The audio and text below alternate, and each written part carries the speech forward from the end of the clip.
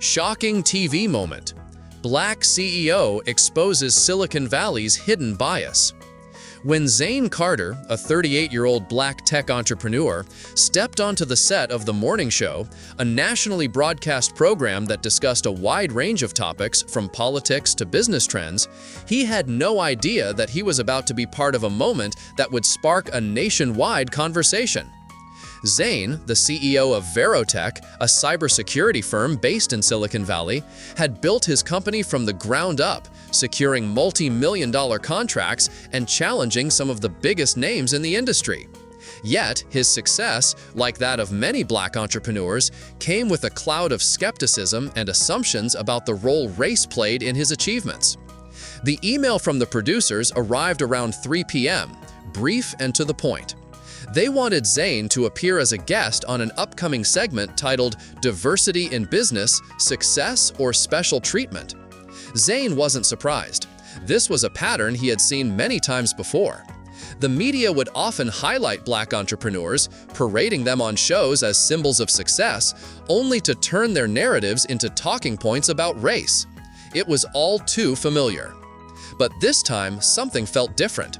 Verotech had just secured a significant contract with the U.S. Department of Defense, beating out several major corporations, including industry giants like Lockheed Martin and Raytheon. This wasn't luck. It was the result of years of hard work, innovation, and strategic development. He knew this was a pivotal moment for his company, and for him. Zane's assistant, Emily, who had been with him for over 5 years, sensed his hesitation as he read through the email. "You sure about this?" she asked, her tone cautious but knowing. "You've seen how these shows go. They love a success story, but they love tearing it down even more." Zane leaned back in his chair, staring out of his office window at the sprawling city of San Francisco beneath the glow of the evening sun. "I'll handle it. It's national exposure. We can't afford to pass it up." Emily sighed, shaking her head. "Just don't let them bait you into a trap." Zane nodded. He had built a career around navigating the complexities of the tech world, and he wasn't about to let a few sharp questions ruin that. The day of the interview arrived. Zane entered the studio of The Morning Show in downtown Los Angeles, his heart steady but his mind sharp. He had done his homework. This was not his first media appearance. Yet he could feel the weight of the room as soon as he walked in. The air was sterile, cool, and clinical, typical of any high-profile studio. There was no warmth, no sense of camaraderie, just the business of broadcasting. The young production assistant who greeted him barely looked up from her clipboard. "Mr. Carter, thanks for being here. We'll mic you up in 5. No pleasantries, no small talk. It was as if he were just another guest to be processed for the show. Zane was led to the makeup chair, where an assistant quickly powdered his face without much conversation. On the studio monitor, the show was in full swing, discussing the latest celebrity gossip. When the segment title flashed on the screen, Diversity in Business, Success or Special Treatment, Zane clenched his jaw. He knew exactly what kind of questions were coming.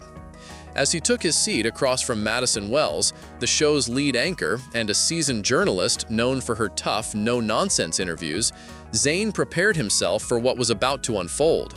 Madison was a polished professional, known for her sharp questions that could cut to the heart of any topic. She smiled as Zane sat down, but there was no warmth in it.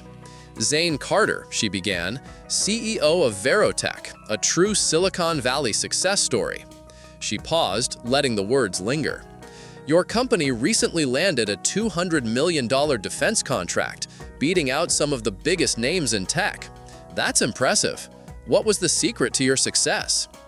Zane gave a measured response. "It wasn't a secret. We developed a cybersecurity encryption system that outperformed our competitors. We put in the work. Simple as that." Madison nodded but didn't let up. "Some have called it groundbreaking," she said, her tone casual, "but others have raised questions. Some industry experts argue that Verotech benefited from certain diversity incentives, and that companies like yours get an edge because agencies are trying to diversify their vendors. Could it be that your success wasn't just about being the best, but about meeting a quota?" There it was, the question Zane had been expecting. He sat back, letting the words settle in the air. Then he responded, his voice calm but firm. "I've heard that argument before. Funny thing is, when a white-owned company lands a major contract, nobody questions it. But when a black entrepreneur wins, suddenly it's because of special treatment. Let me ask you this. When Tesla won contracts from NASA, was it because Elon Musk met a diversity quota? Or when Jeff Bezos landed government deals for Blue Origin, was it because of his background?" Madison's expression didn't flinch. "So you're saying race played no role in your success?" Zane smiled, though it wasn't a smile of humor. "Race played no role in my success. What played a role was hard work, sacrifice, and an innovative product. I built my company from nothing. I don't think anyone is questioning how a tech giant like Google succeeded, but when a black man does it, it's suddenly about race. That's the difference." Madison's eyes narrowed slightly, but she pressed on. "But many would argue that black entrepreneurs today have more opportunities than ever before. Programs like affirmative action, minority business grants, and diversity incentives have opened doors that weren't open decades ago." Zane leaned forward, his voice steady. "Those programs help level the playing field. But what people don't understand is that the playing field was never level to begin with. For decades, white entrepreneurs had access to networks, funding, and opportunities that black entrepreneurs were systematically denied. So yeah, these programs help, but they're just catching up to the inequity that has existed for so long." Madison sat back, clearly not expecting this kind of response. But she wasn't done yet. Let's talk about perception then. Some argue that black entrepreneurs get more media attention because of their background, that the narrative of overcoming adversity is more marketable than the stories of white business owners who don't get the same headlines. Zane chuckled softly. "So now the problem is that we get too much attention? In a world where 90% of Fortune 500 CEOs are white men, where venture capital overwhelmingly funds white startups, you think the real issue is that I get too much press?" Madison's smile remained, but it was more forced now. "Some would say there's pressure to highlight diversity over merit," she said. Zane's eyes hardened. "Let me tell you something. Merit is the reason I'm sitting here today. If I wasn't exceptional at what I do, I wouldn't have made it this far. And let me ask you this. Do you really think I got here because of diversity programs? Or do you think I got here despite a system that was designed to keep me out?" A long silence hung between them. The tension was palpable. Zane had thrown down the gauntlet, and now it was her turn to respond. But instead of backing down, Madison pushed further. "Do you think some of this outrage is exaggerated?" she asked, her tone shifting again. "After all, your success story proves that the system isn't as broken as some claim." Zane's gaze didn't waver. "It's funny how people love to use one success story to argue that everything is fine. But that's the problem. We're using my success to say the system works. But the truth is, the system isn't broken for everyone. It's broken for people like me. A mediocre white man can fail upward in this country, while a brilliant black man has to work twice as hard to even be considered." Madison's face tightened. She wasn't used to being on the defensive. But Zane wasn't finished. "The real problem isn't that black entrepreneurs are given too much attention," he said, his voice low but resolute. "The problem is that a black entrepreneur's success is always questioned. We're always asked how we got here. Meanwhile, no one asks how a white entrepreneur got their funding or who they knew to get their first big break." The room fell into an uneasy silence. Zane wasn't just making a point, he was making a statement. His words had hit their mark. He had exposed the cracks in the system that had been ignored for so long. The interview aired later that evening, and within hours, social media erupted. Clips from the segment were shared across platforms. Some applauded Zane for his boldness, his unwavering stance on the inequities black entrepreneurs face. Others, however, accused him of playing the race card, of stoking division and resentment. The debate was fierce, with pundits on both sides weighing in. By the morning, Zane had become a household name, either hailed as a hero or labeled as divisive. Madison, on the other hand, was caught in damage control mode. Her producers released a statement saying, "We respect Mr. Carter's perspective and appreciate his contribution to the conversation on diversity in business." However, the views expressed were not shared by everyone on the panel. Zane wasn't surprised. He knew the drill. But what mattered was that the conversation had started. And whether people liked it or not, his story was now a part of the national dialogue. As Zane sat in his office later that week, reflecting on the whirlwind of events, Emily walked in with a folder in hand. "You know," she said with a wry smile, "you just became the most talked about entrepreneur in the country." Zane laughed softly. "Guess that's one way to get noticed." Emily's eyes gleamed with a mix of admiration and concern. "So what now?"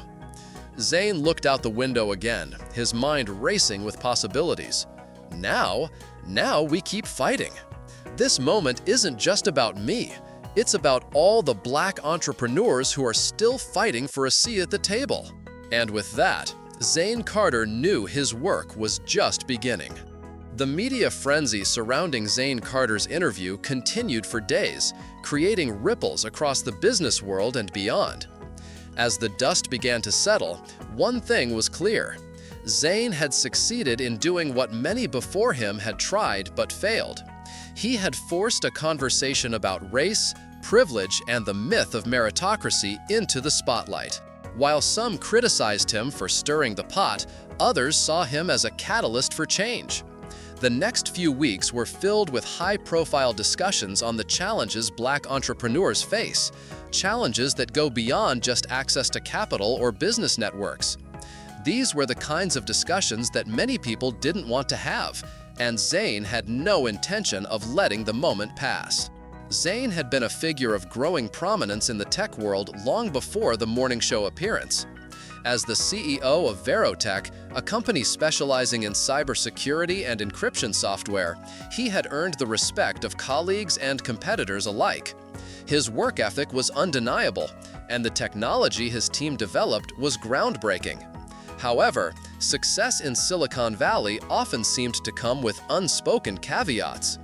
Zane was no stranger to the challenges that came with being one of the few Black executives in a space dominated by white men, and this wasn't his first brush with bias. Yet, in the weeks following the interview, the calls began to flood in. Some were from people who wanted to partner with him, others from investors who now saw the potential in his company. Zane was gaining traction, but it wasn't all positive. With fame came scrutiny. Critics accused him of playing the race card and not understanding the real meaning of meritocracy. They pointed to his achievements and ignored the systemic barriers that made his success all the more remarkable. Emily sat across from Zane in his office, reviewing the inbox full of press inquiries. "I think it's safe to say that your message hit home with a lot of people," she said, raising an eyebrow as she sifted through a list of media interviews for the next month. "You're becoming a beacon for those who believe change is possible." Zane rubbed his chin, his mind still processing the whirlwind of events. "I didn't ask for this," he said quietly, "but I'm not going to waste it. There's so much more to say. This isn't just about me. It's about the millions of people who've been overlooked or dismissed simply because of the color of their skin." Emily nodded, understanding his commitment. "You've got the chance to shift the narrative now, Zane, to take this momentum and make a real difference." Zane leaned back in his chair, his eyes thoughtful. "I know, but it's not going to be easy. This system, this industry, it's built to keep people like me out. And when we finally break through, they don't know what to do with us." Zane's next move came sooner than expected. After months of private conversations with various networks, he agreed to a televised special that would give him the chance to speak directly to the American public.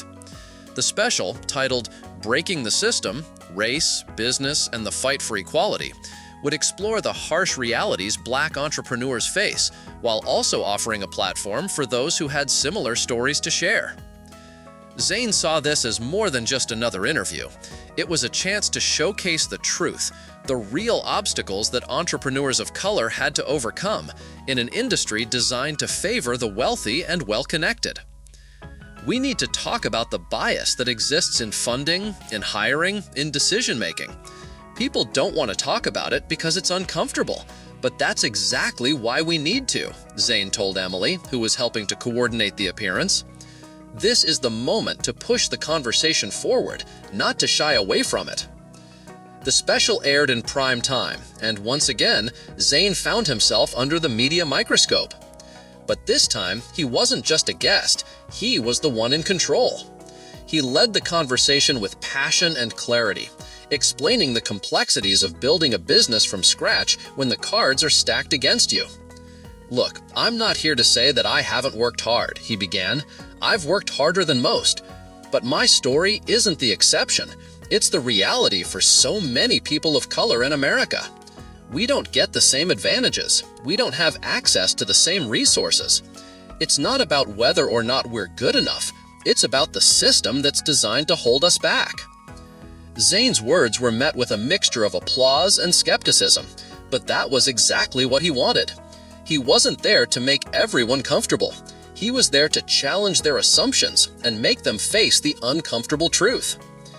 After the televised special, the conversation around race in the business world shifted, but not without resistance. Many of Zane's peers in Silicon Valley stood behind him, offering support, but others pushed back, accusing him of exaggerating the problem or turning his success into a political statement. "I'm not making a political statement," Zane replied during a podcast interview a few days later. "I'm stating facts. The data is there. The numbers show how Black entrepreneurs are still facing systemic disadvantages, even when they outperform the competition. This isn't a race card. This is reality."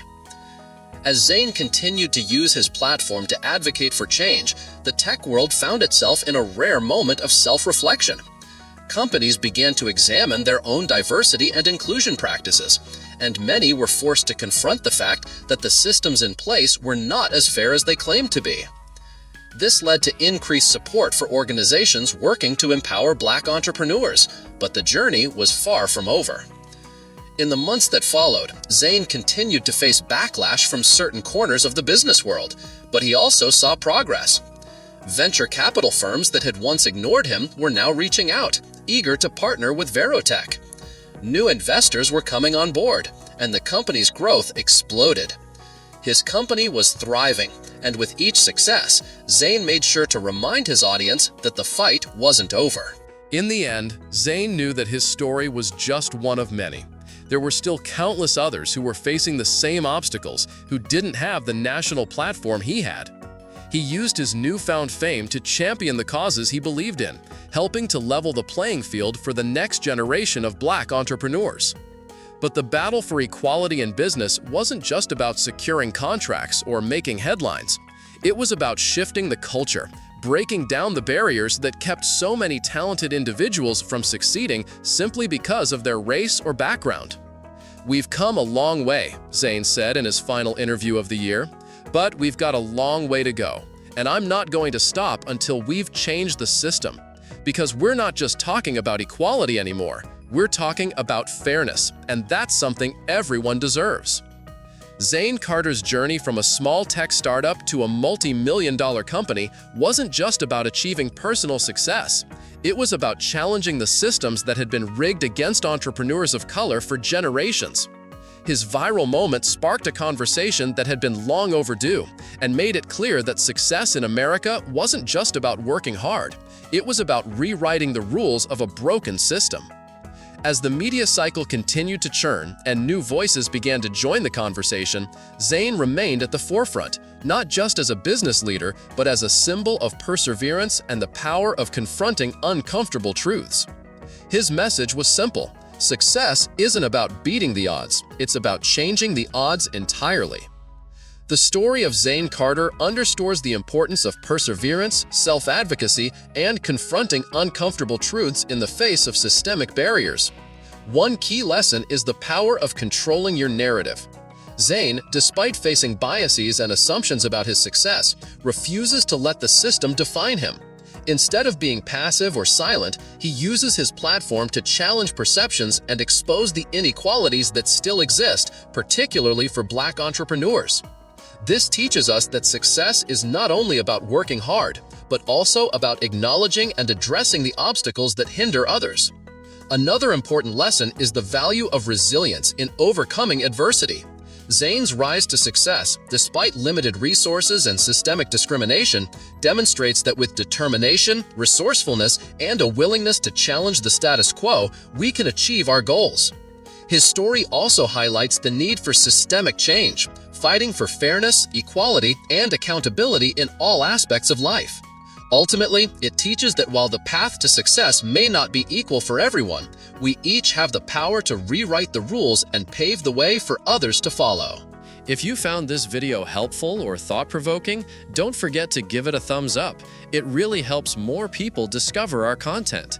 And if you haven't already, hit that subscribe button and turn on notifications so you never miss the latest updates from our channel. Thanks for watching. We will see you in the next videos.